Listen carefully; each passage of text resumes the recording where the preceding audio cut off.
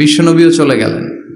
বিশ্বনবীরও এই ইন্তেকালের মৃত্যুর যে কষ্ট এটা ভোগ করা লেগেছে, ঠিক কিনা? এজন্য কারো রেহাই নাই।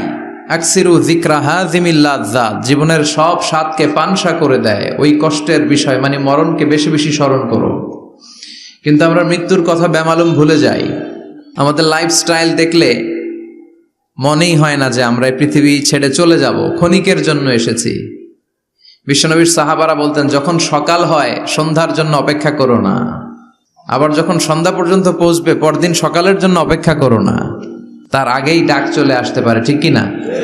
আবার বিশ্বনবী বলতেন, নামাজে যখন দাঁড়াও সল্লু সলাতান মুআদ্দিয়া, মনে করো এটাই তোমার জীবনের হতে পারে শেষ নামাজ।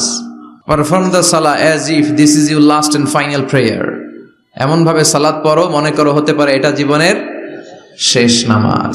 এজন্য কেউ থাকতে আসি নাই, চলে যাব। আমার নানা ভাই যেমনি চলে গেলেন